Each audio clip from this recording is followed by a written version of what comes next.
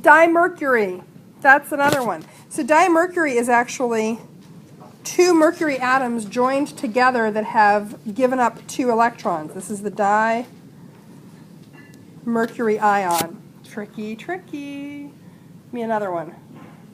You got dimercury, dichromate, which is Cr2O72 minus.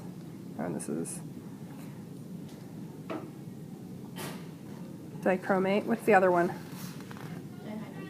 Dihydrogen phosphate, H2PO4 1 minus. Because of course, PO4 phosphate is an ion in its own right, but sometimes it covalently bonds with two hydrogens.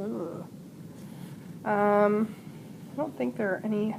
Well, hydrogen carbonate, HCO3 1 minus, also gets called bicarbonate.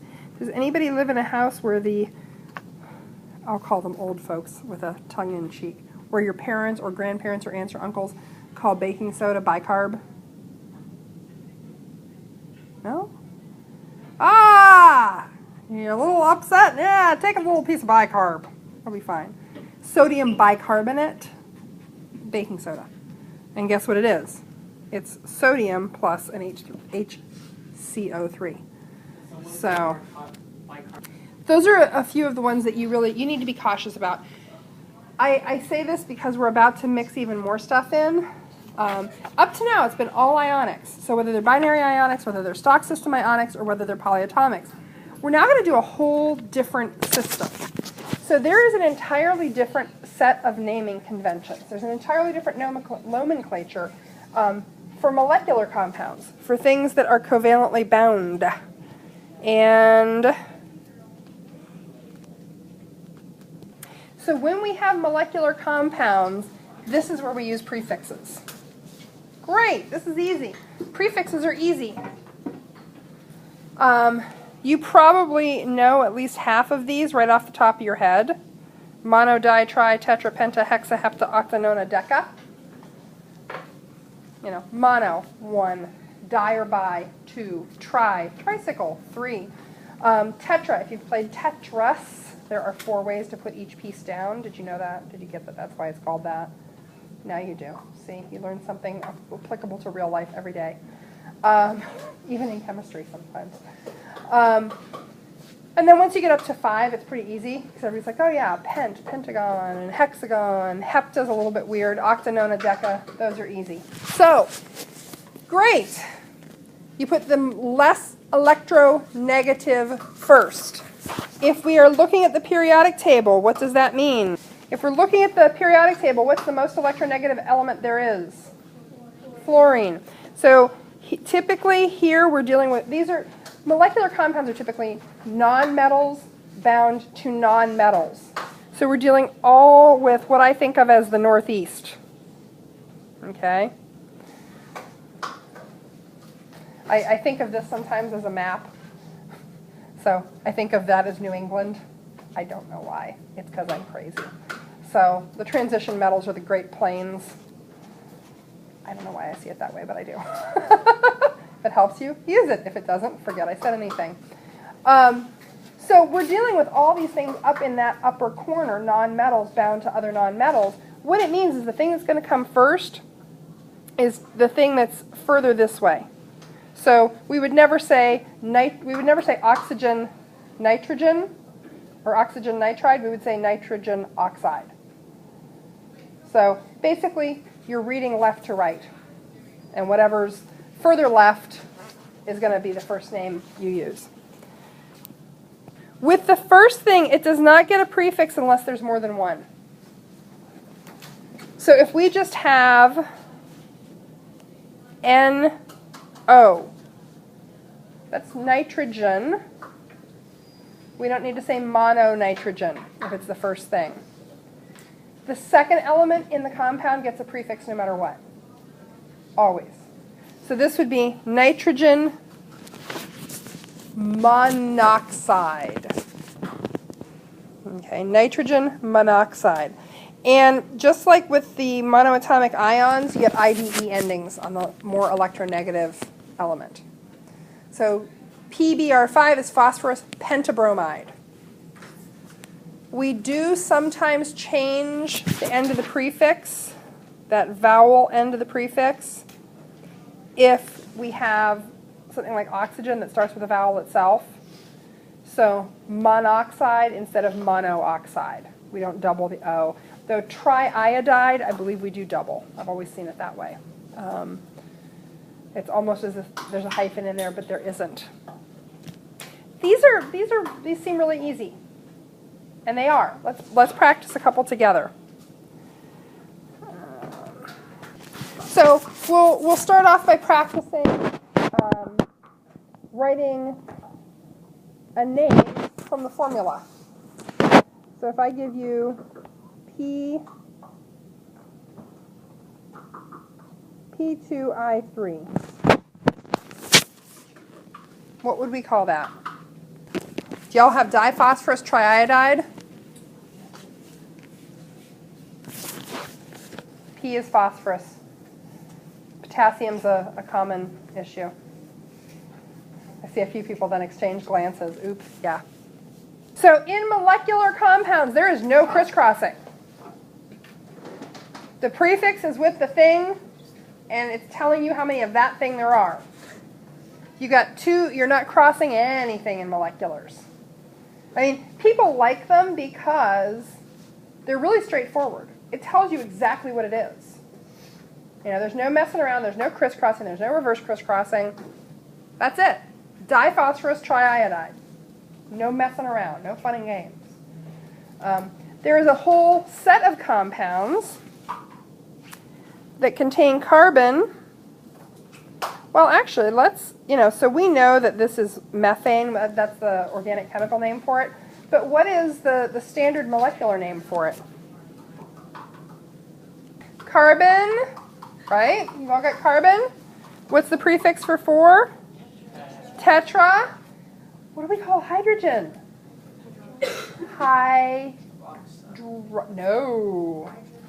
Hydride. Carbon tetrahydride. Carbon tetrahydride.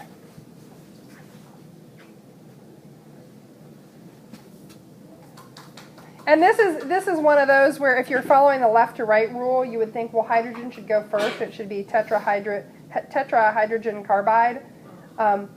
Just like with Lewis structures where it's the least electronegative, or carbon gets to go first if there's carbon there. Carbon's just bossy and pushy and, ever so arrogant. Just because we're all carbon-based life forms, whatever. So that's carbon tetrahydride. Let's go the other direction. Let me give you some names, and you write well, do you want to do any more from formula to name? Want to do one more? Okay. Oh,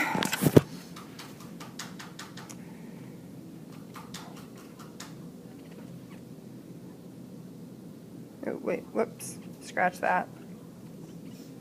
AS205. That's a great face. I don't like it either. When you're given a formula, oxygen is very electronegative. When you're given a formula, the words go in the order that the chemicals are in. When you're given a name, the chemicals go in the order that the names are in. Okay. So really, you don't have to think too much about it with these. Well, then we're going to scramble them all together. Okay. So, yeah, it gets a little bit weirder. Okay, so do you all have diarsenic pentoxide? And this is one of those where we drop the penta, we drop the A because it's starting off with an O, so we don't say pentaoxide, we just say pentoxide. Kind of like with monoxide, we go for we don't say monooxide, we say monoxide. Okay, do you now want to do some formula writing from names? Okay. Well, actually, I should tell you at this point about a petition that has made the rounds. A lot of times elected officials don't have a great science background. You guys are aware of that. And very often they're making policy decisions that should be based on sound science, and they don't necessarily have a good science background. I mean, the average, when I was a naturalist, the average, we were always told, aim your science information at a 4th grade level. Because the general public is operating between a 4th and the 6th grade level for science. That's where the general public is operating. And people who are operating at a 4th to 6th grade science level are making policy decisions for us. And so a lot of them just aren't aware of issues that are out there. And a few years ago, there was a petition drive. I'm not sure which state it started in. But a lot of people aren't aware of the dangers of dihydrogen monoxide. And so there was some education people were trying to do with their elected officials on dihydrogen monoxide. It kills hundreds of thousands of people a year. I mean, dihydrogen monoxide is incredibly dangerous. It is, universally found in acid rain. Polluted rivers and lakes are full of dihydrogen monoxide. It's a scourge. It's a danger that it lurks in your home. You may not be aware of its presence in your home. And, these petitions, the public really can make change.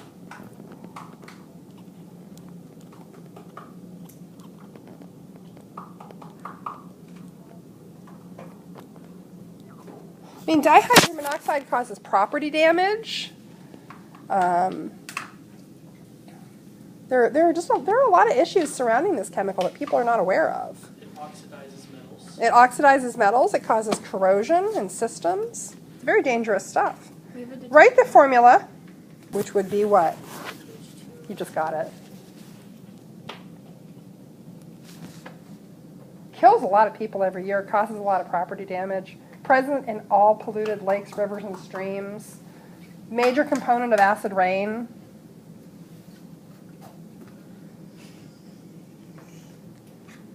You're welcome to talk with your family to have a serious discussion about the dangers of dihydrogen monoxide and tell them that they should be aware of this. Wouldn't fly in your family. They'd get the joke immediately.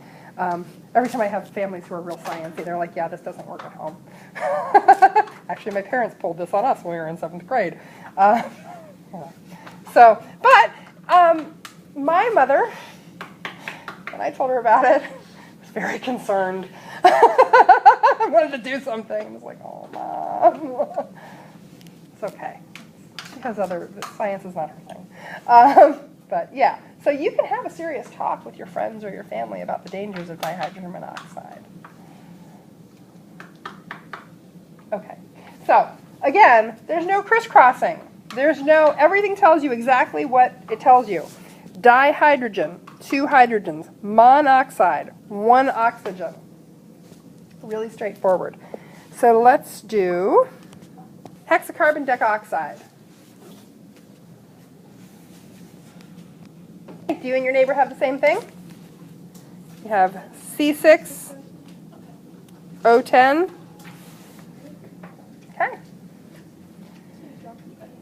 Yeah. Yeah, usually when we've got something that ends with an A and we're applying that prefix to oxygen, we drop the last vowel. It's just one of those weird rules of English kind of thing. Question. Would you simplify that? No. That's another important point. Because in ionic compounds, we're just looking at a ratio of charges, so we always simplify. In molecular compounds, you don't simplify anything because this describes an actual molecule. We're going to get into empirical formulas, and we'll talk about simplification. But if you think about glucose, C6H12O6, and we're not doing a molecular name for that. We can't simplify that. Every molecule of glucose actually has 6 carbon atoms. It actually has 12 hydrogens, and it actually has 6 oxygens. You can't simplify it because you're describing a unit of glucose. So, okay. Are you ready to start on your practice? All right. Practice sheets are on the corner. It's the 4th practice sheet. Key is already posted, and tomorrow when you walk in, you will have your FIP quiz.